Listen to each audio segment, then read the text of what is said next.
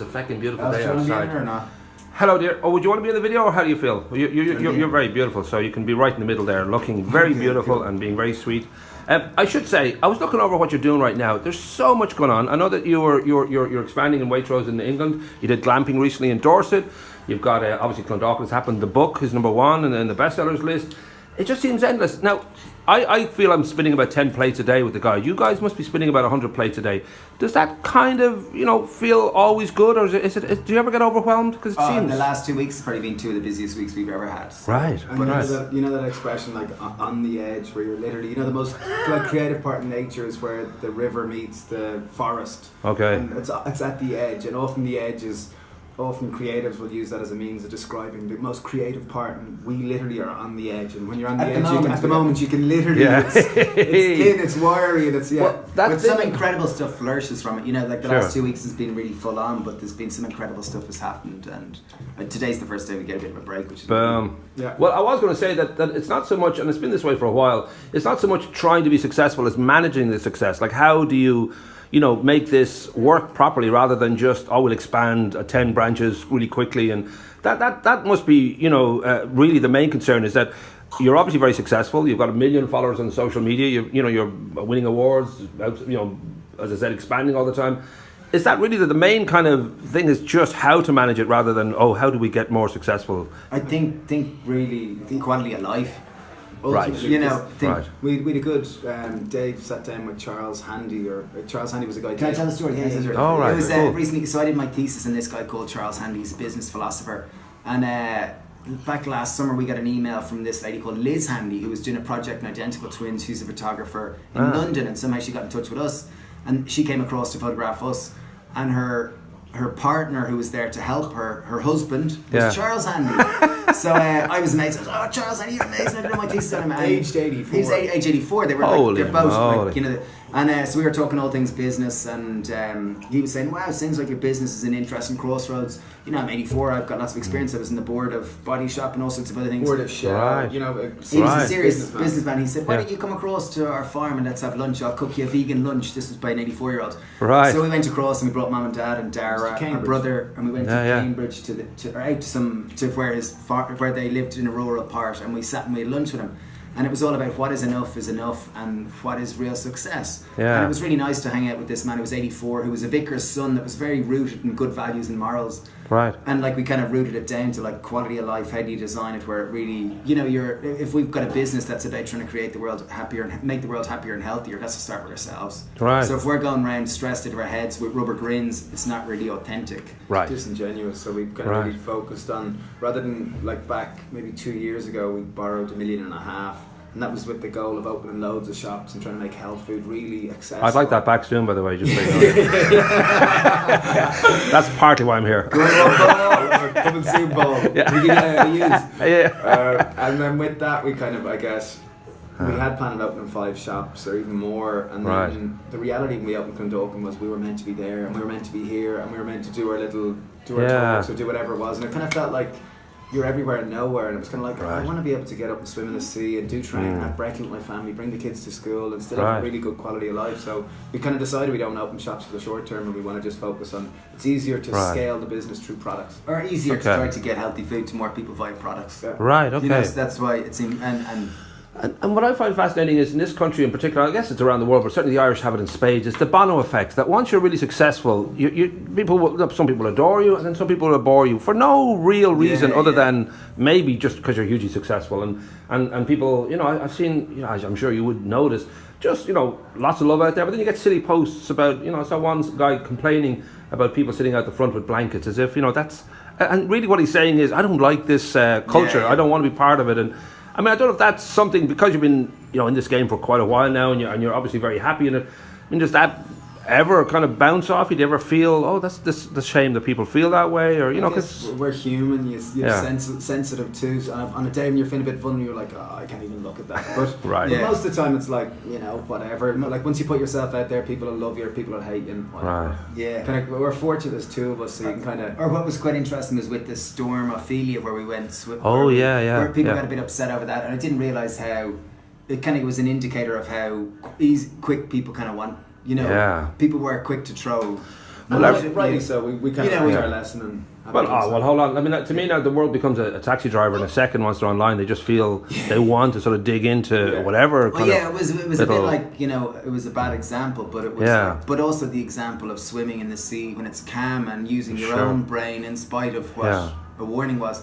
Like that was another example of using your brain. So I don't know, but I think we apologise. It's like very occasionally people get offended by the guide, but it's because we have just because you're so neutral. Yeah, Paul, that's it. You see, we have an unfortunate habit of offending idiots, and we do apologise afterwards. But now we should mention that you have Playstival, which is happening in August in Dundrum, the airfield estate. That's pretty new. What did that grow out of? Because you're sort of looking at getting away from what kids. Basically, just had screens all day. I think that it's the whole emphasis of screens and Xboxes and trying to get kids to create or cultivate the kind of creativity and imagination in kids. So it's a festival, 2-day outdoor festival in Airfield Manor, an incredible place where we've teamed up with this French company that makes wooden games. Nice. And they're bringing 300 games, but there's also these 8, what do they call them?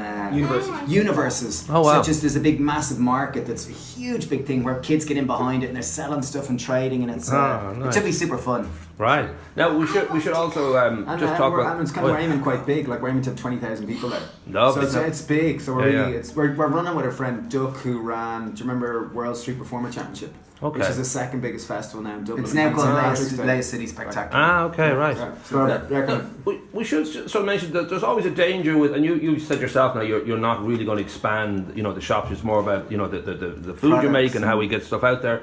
But even, for example, your friend Jamie Oliver, he's had a recent kind of closure of a bunch of his restaurants chains.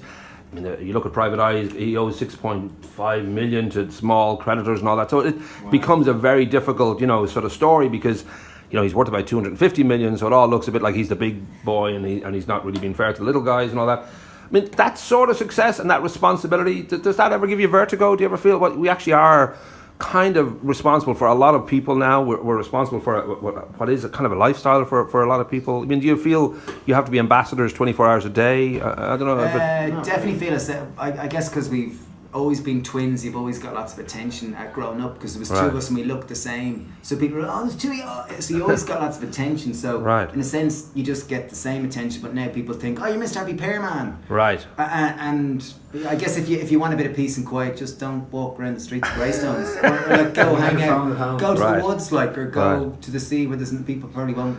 But in terms of kind of being ambassador and all that, of a vertigo thing, I think you accept it as responsibility. Like there's now 170 people with us. Right. The business last year did about 9 million. I don't know what it did. And it's going to do more than that, or it's going to do like 12 to 15 this year. So and obviously turnover is quite different to profit. Yeah. People who aren't good with accounts. But I guess there is great responsibility. But fortunately, when we borrowed that money, we asked our dad to come in as CEO because he's kind of a lot of experience on boards of directors and running companies. Brought in Paul Murphy as finance director. He's kind of 10 years in accountancy. So we've got he's finance director. So we've kind of brought in some heavyweight team to help support it. Now we should give you just a little out now. So do you have guilty pleasures? Do you? Because the fact is that you are incredibly healthy. You do walk the walk. Like this is how you live, and this is what you love. Guilty pleasure is swimming in the sea, but I like a good kale sandwich. But also, I mean, when I was thinking about the health of it, I mean, I'm an old man now. I mean, if I eat anything healthy, I break wind for about 6 hours. If I point at something or I think of a colour, just break wind. How does that work for you guys? Your body must be used to it by now. But every time I eat something healthy, my body's like, what the heck is this? Oh man, The average person farts between 12 and 15 times a day. I presume your farts smell lovely though, because you're very healthy and all that. Now, do you ever curse? Yeah, Chris. Oh yeah. Oh, hello, sir. Oh, what the holy moly! Come on in here, sir.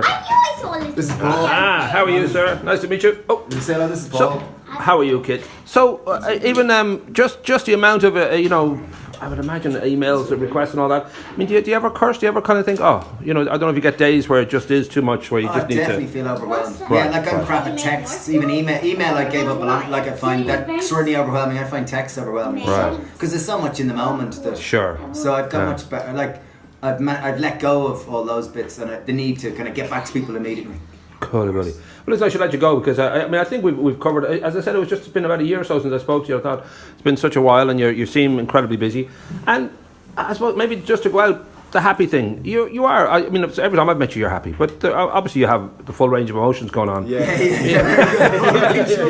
But yeah, Good one, Paul. Very good. But is it I don't know if sadness ever creeps in or you know, I mean, because life is great. Like I mean, your life seems great. Definitely overwhelmed. You know, Okay. and then Frustrated when things aren't going your way. You know, like generally, like I know. Jealousy, we grew up- sloth, anything like that, and working. I'm working on being able to name them better, but I guess modern day society, it's all about positive culture, and you got to be happy, and you've got to be Mr. Positive, and even like growing up here, we were very much emotions are good or bad. You should only have the good emotions. Whereas Justina's my wife, she's a clinical psychologist, and she's all about all emotions are really good and they're really important, and if you don't express them, they'll just grow and they'll fester out in different ways. So I guess that's something we've been kind of working hard on, is being more honest. Like I feel tired, I feel overwhelmed, I feel stressed, etc. I feel frustrated. And the last thing for the people of Greystones, can we have a commitment that you'll never leave, because you account for about 89% of the of the town's track. I mean, the cliff walk might be abandoned if you guys ever left, so you will stay for life, right? Rock and roll. We have it on record now. The new GDPR thing, that's binding now. So